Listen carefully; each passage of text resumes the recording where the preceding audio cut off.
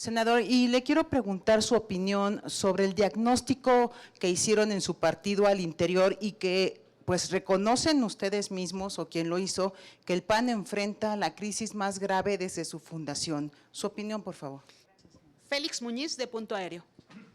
Gracias, senador. Buenas tardes a todos. Preguntarte en el primer tema que expones, ¿no es una batalla perdida como por la mayoría que tiene Morena? Yo sé que está bien si no la sobrerepresentación, que es ilegal, pero ¿cómo hacerles entender? Bueno, por su mayoría la van a aplicar, entonces ese sería… Increpan a Ricardo Anaya, amigos, por un tema que la mayoría de mexicanos, pues ya sabemos desde que perdieron las elecciones o desde mucho antes. Hay una crisis que tiene ese partido por los niveles de corrupción que existen, pero no solamente es eso, sino la manera en que intentan llegar a la gente, que no es debatiendo, sino simple y sencillamente diciendo mentiras o intentando generar un fundamento que no existe. ¿A qué me refiero? Primero con el tema del Infonavit, diciendo que se van a robar los ahorros, cuando obviamente eso es una mentira del tamaño del PAN, pero no solamente eso. También con el tema de la reforma al Poder Judicial, diciendo que hay manipulación, que nunca se debiera haber hecho. Pero la realidad de esto es, bueno, ¿qué ha aportado el PAN como oposición? Vamos a ser completamente directos. ¿Qué ha hecho de bueno el PAN? Siendo gobierno en presidencia, ¿qué ha hecho bueno como oposición? Que no sea mentir y generar discordia. Y se lo dicen a Ricardo Anaya. Tu partido está en una crisis como nunca y va para desaparecer. Escuchen ustedes, amigos, cómo le fue en su propia conferencia de prensa. Y han venido ejecutando. Senador, y le quiero preguntar su opinión sobre el diagnóstico que hicieron en su partido al interior y que pues reconocen ustedes mismos o quien lo hizo, que el PAN enfrenta la crisis más grave desde su fundación. Su opinión, por favor. Yo celebro este ejercicio de autocrítica que está haciendo el PAN. Creo que habla muy bien de la nueva dirigencia del PAN encabezada por Jorge Romero, porque es una realidad y lo hemos dicho. Claro que hoy estamos viviendo una crisis política por partida triple. Por supuesto que al interior de los partidos de oposición, y eso incluye al PAN, a nivel del oficialismo, porque tenemos una mayoría ensoberbecida que está haciendo todo tipo de atropellos como el de la reforma judicial, pero también en un nuevo entorno internacional en donde el populismo va ganando terreno, donde los extremos se están fortaleciendo. Entonces, yo celebro que el PAN sea un partido político que sí reconoce que tiene que reinventarse. El llamado es muy claro, reinventarse o morir, y me parece que habla muy bien de la nueva dirigencia nacional el reconocer el problema, porque el primer paso para arreglar cualquier problema en la vida y en la política es reconocerlo.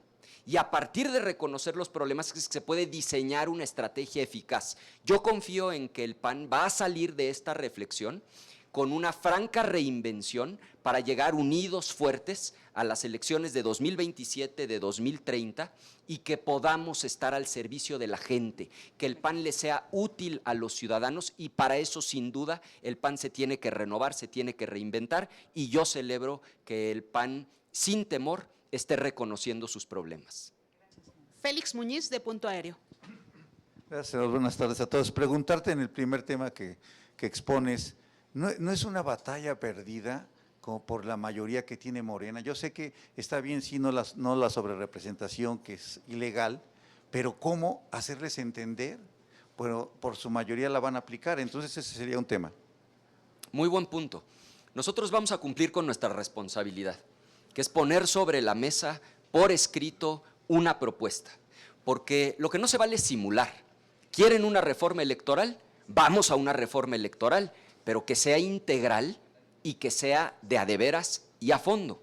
Y eso implica acabar con la sobrerepresentación. O sea, no es aceptable que saquen el 54% de los votos y tengan más del 75% del Congreso. cuando la oposición sacó prácticamente la misma cantidad de votos con el 46%. Y tampoco es aceptable que de dientes para afuera digan que quieren combatir el nepotismo, pero lo siguen permitiendo en el Poder Judicial, en el Poder Ejecutivo, y tenemos casos verdaderamente escandalosos de nepotismo cruzado, en donde los parientes se están ayudando a ocupar distintos cargos de poder. Si vamos a una reforma electoral, que sea integral y que sea a fondo. Sí, de llegarse a concretar, que parece ser que no necesito no ser pitonizo, ¿se concretaría un autoritarismo en base a una democracia?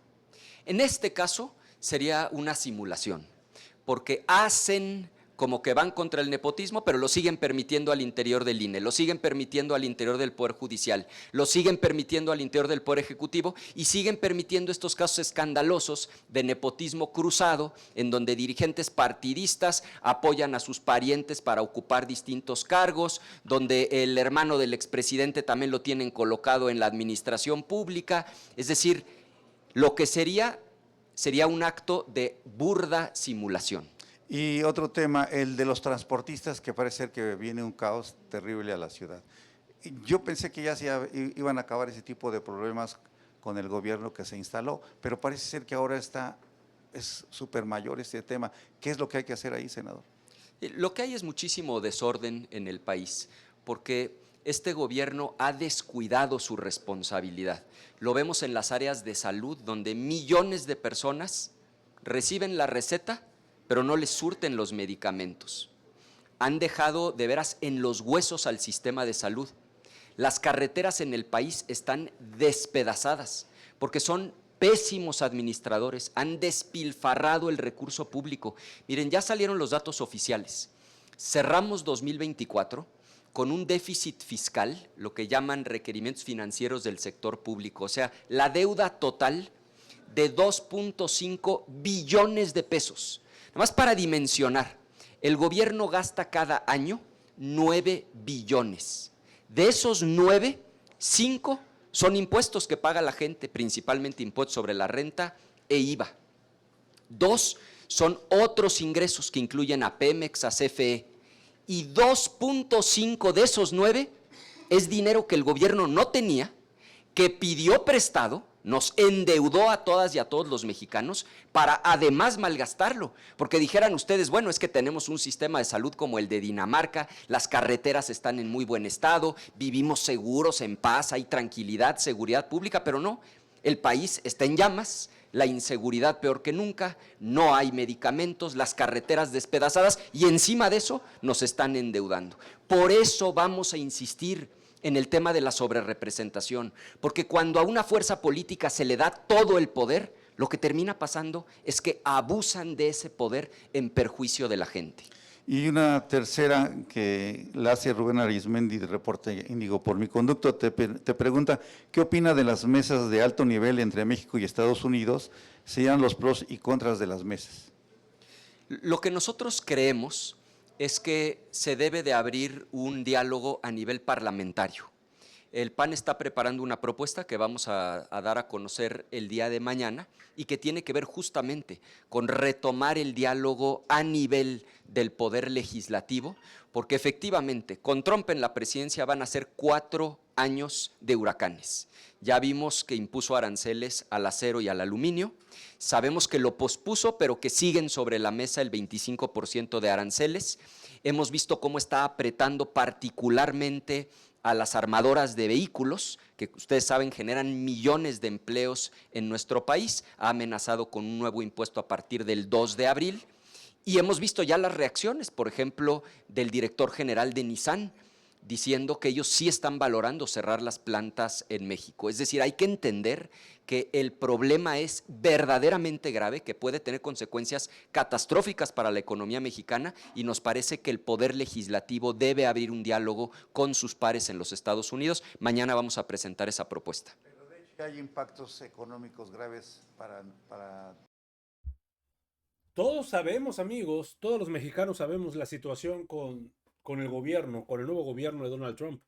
Es un gobierno pues muy violento en temas políticos contra México. Pero pareciera, o quiere intentar dejar en jaque al gobierno de la doctora Claudia Sheinbaum, intentando decir, es que no se están haciendo bien las cosas. Yo les pregunto, ¿cómo creen que llevaría Xóchitl Gálvez esto? Porque Xóchitl Gálvez, si en su momento, en un sueño muy guajiro, hubiera llegado ella a ser presidenta, si hay algo que se demostró durante toda la campaña es que ella no tiene una autonomía. Ella dependía de lo que le dijeran. Gran diferencia que tenemos con nuestra presidenta Sheinbaum. Y aquí el tema principal es cómo intenta desviar el tema de decir que el PAN se sigue cayendo a pedazos, se está desmoronando y no hay manera de pegarlo. Y dice, no, es que estamos muy mal. Todo gobierno tiene altibajos y los errores que se pudieron haber cometido en el sexenio anterior, ahorita se están buscando reparar. Y hay buenos elementos para decir, están funcionando esa manera de trabajar. Que no caigamos, amigos, por favor, en las mentiras de Ricardo Anaya. Pues al fin y al cabo, tuvo que esperar 6 años para regresar con fuero.